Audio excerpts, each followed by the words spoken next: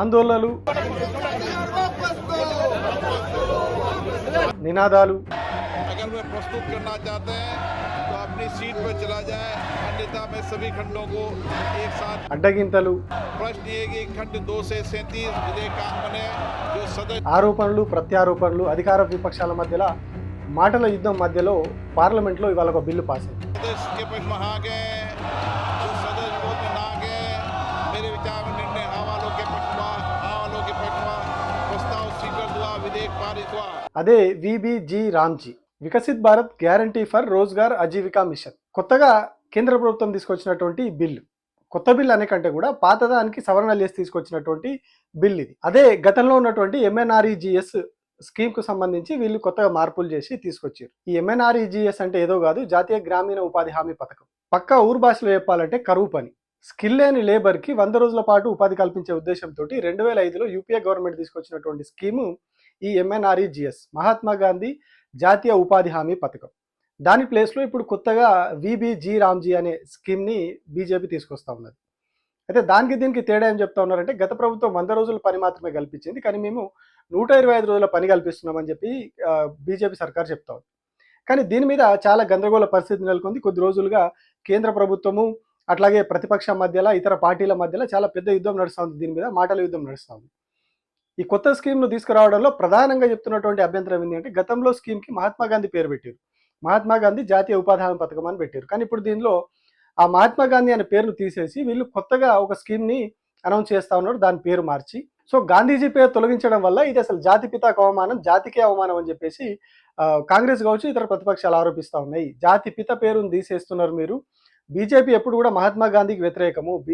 మహాత్మా గాంధీ ప్రాణాలు తీసుకున్నదే గాడ్సే, ఆ గాడ్సే వారసులే బీజేపీ వాళ్ళు. అందుకే ఇప్పుడు గాంధీ మీద కక్షతోటి గాంధీజీ పేరు తొలగిస్తూ ఉన్నారు వీళ్ళని చెప్పి ప్రతిపక్షాలను ఆరోపిస్తూ ఉన్నారు. సో మరి ఇప్పుడు ఏం జరుగుతూ ఉన్నది? ఈ స్కీమ్లో నిజంగా ప్రతిపక్షాలు చెప్తున్నంత భయపడాల్సిన పని ఉందా, లేదు అధికార పక్షం చెప్తున్నటువంటి గొప్ప పనులు ఏమున్నాయి ఇందులో? దీని గురించి వాటి వీడియోలో డిస్కస్ చేద్దాం. నమస్తే, నేను మీ Prabhakar Venavanka. Welcome to PV news. జాతీయ గ్రామీణ ఉపాధి హామీ పథకానికి పేరు మార్చి కొత్తగా విబిజి రామ్జీ అని కేంద్ర ప్రభుత్వం బిల్లు తీసుకొచ్చింది. దానికి లోక్సభ ఆమోదం తెలిపింది. బిల్లు ప్రవేశపెట్టిన సందర్భంలో కావచ్చు, బిల్లు ఆమోదం కోసం జరిగినటువంటి ఆ చర్చ సందర్భంలో కావచ్చు, చాలా గందరగోళ పరిస్థితి జరిగింది. అటు కాంగ్రెస్ కావచ్చు, తృణమూల్ కాంగ్రెస్ కావచ్చు, ఇతర ప్రతిపక్ష ఎంపీలందరూ కూడా కేంద్ర ప్రభుత్వం మీద చాలా తీవ్రమైన విమర్శలు చేసిరు.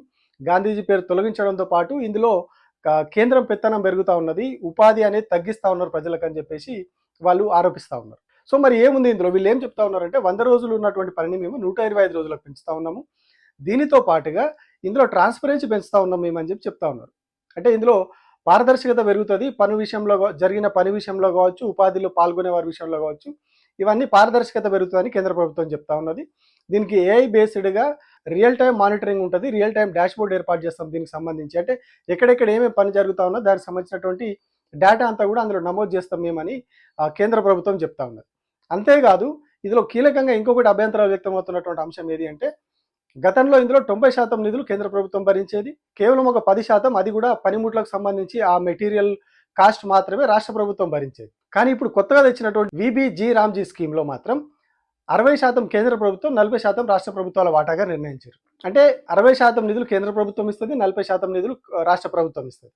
ఇందులో 125 రోజులు పని దినాలు. సో మరి దీంతో వచ్చిన ఇబ్బంది ఏంది అంటే, ఈ ఏదైతే 60-40 రేషియో పెట్టడం వల్ల రాష్ట్ర ప్రభుత్వం మీద, ఎగ్జాంపుల్ మన తెలంగాణ తీసుకుందాం, తెలంగాణ తీసుకుంటే ఏడాదికి ఒక 4 నుంచి 5,000 కోట్ల రూపాయలు అదనంగా భారం పడితే రాష్ట్ర ప్రభుత్వం అదనంగా ఖర్చు చేయాలి. ఉపాధి హామీ కార్మికులకు చెల్లించడానికి వీళ్ళు ఆ డబ్బులు ఇవ్వాల్సి ఉంటుంది రాష్ట్ర ప్రభుత్వం.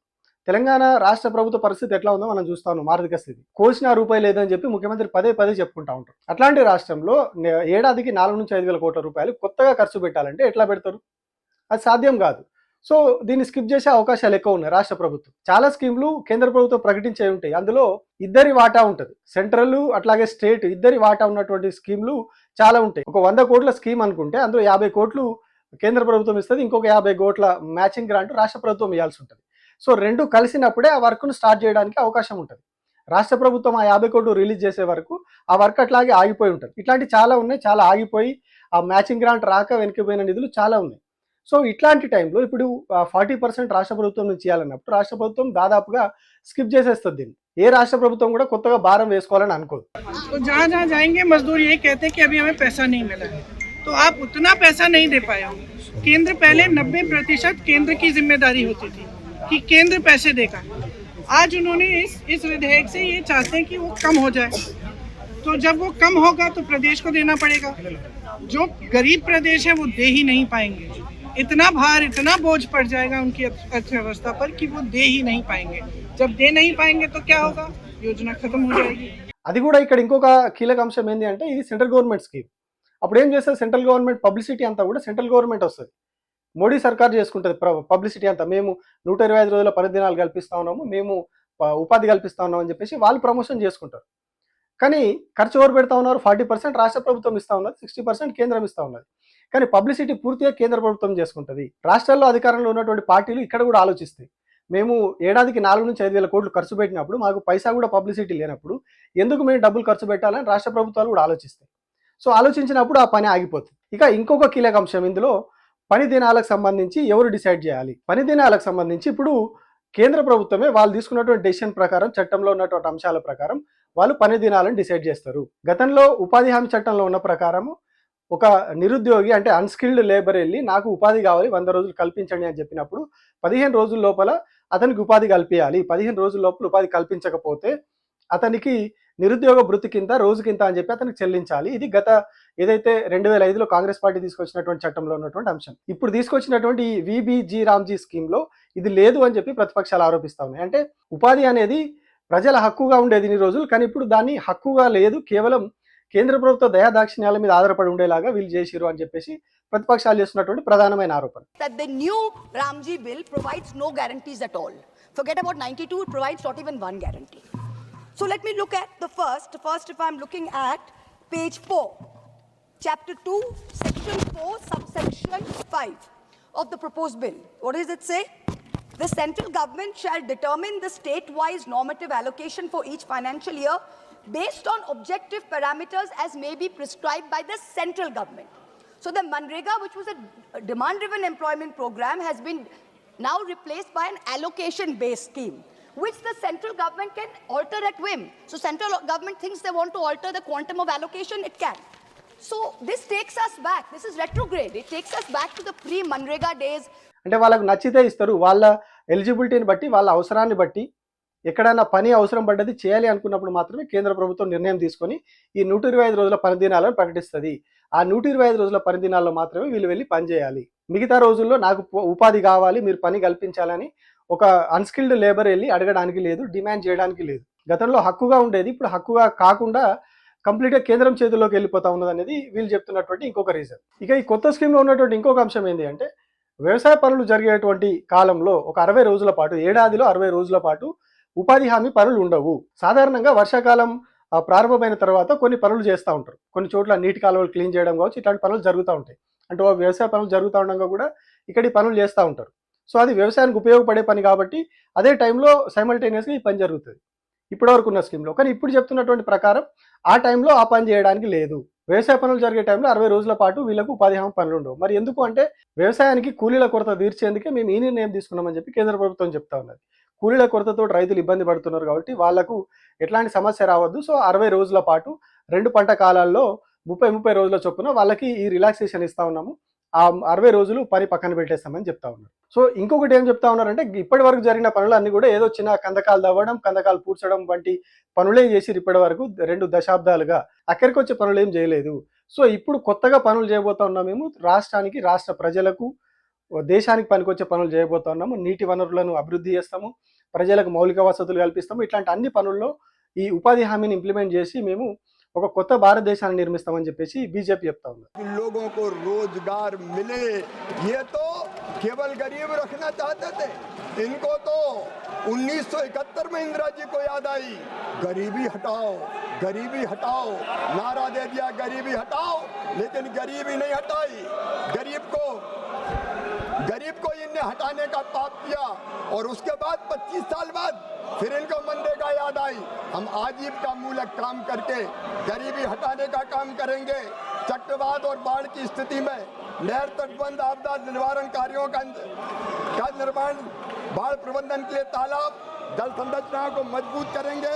आपदा के बाद ग्रामीण सड़कें, सामुदायिक संपत्तियों का पुनर्वास करेंगे. ప్రతిపక్షాలు దీన్ని ఈ వాదనను యాక్సెప్ట్ చేస్తలేవు. మహాత్మా గాంధీ పేరు తొలగించడం ఒకటి, అట్లాగే ఉపాధి హక్కును తొలగించేసి కేంద్రం మీద ఆధారపడడం ఒకటి, ఏదైతే రాష్ట్రం వాటా 40% పెట్టడం ఒకటి, ఇవన్నీ కూడా ఉపాధిని కోల్పోయేలాగా చేస్తూ ఉన్నాయి. వీళ్ళు ఉపాధి కల్పిస్తామని కేంద్ర ప్రభుత్వం చెప్తా ఉన్నది. కానీ కేంద్ర ప్రభుత్వం తీసుకుంటున్నటువంటి చర్యలు, ఆ చట్టంలో ఉన్న అంశాలు మాత్రం వీళ్ళు ఉపాధి కోల్పోయేలాగా ఉన్నాయి. వీళ్ళు ప్రజలందరికీ కూడా ఇప్పుడు ఎవరైతే అన్స్కిల్డ్ లేబర్ ఉన్నారో వాళ్ళకు అసలు ఇప్పుడు గతంలో 100 రోజుల పని దొరికేది, ఇప్పుడు ఆ 100 రోజుల పని కూడా దొరకకుండా పోతున్నది. మీరు 125 రోజులు అని చెప్తా ఉన్నారు, కానీ 100 రోజుల పని కూడా ఇప్పుడు దొరకకుండా పోయే ప్రమాదం ఉన్నది అని చెప్పి ప్రతిపక్షాలు ఆరోపిస్తా ఉన్నాయి. संविधान की जो मूल भावना है कि हर एक व्यक्ति के हाथों में शक्ति होनी चाहिए, वही मूल भावना पंचायती राज में है और उस मूल भावना के विरोध है ये जो अधिनियम जो ये विधेयक आ रहा है।